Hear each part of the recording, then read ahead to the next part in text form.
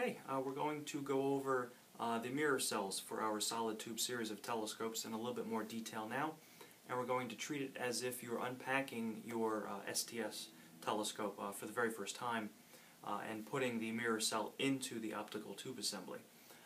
So next to me here we have an 8-inch S.T.S. Now the mirror cells on the 8 are the same as the cells on the 10 and the 11, or very, very close. It's pretty much the same design.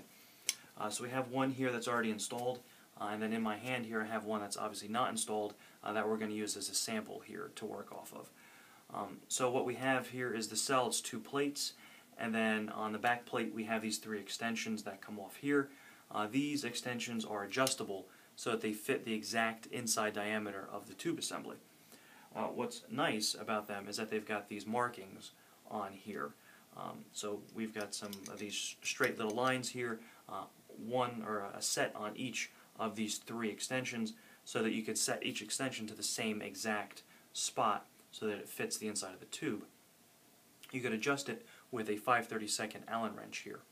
Alright, so you want to loosen these, and what you want to do is once you get it unpacked, in order to get the mirror cell into the tube assembly, because the 8 and the 10-inch S.T.S. telescopes have a rolled edge here, so this impedes into the opening of the tube here. It closes it a little bit, so you really can't get the cell in without having these tilted. Alright, each of these extensions here, so you'll need to do something along these lines so that you could then slide the mirror cell all the way into the tube assembly so that it'll fit. But once you have the cell into the tube, then you want to rotate these and get them to about the same spot. Roughly between the 2nd and 3rd markings on here from the inside will be where you want to be. So once you do that, once you have that inside, you rotate these out, put them between the 2nd and 3rd marking, and push them so that they're firmly against the inside of the tube.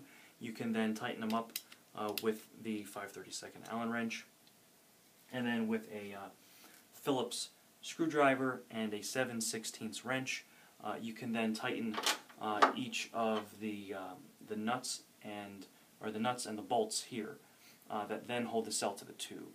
Alright, so you have one nut and one bolt here that go through each of the 3 extensions on there. So once you get those tight, and you go back and you tighten these here with the Allen wrench, then you're pretty much set.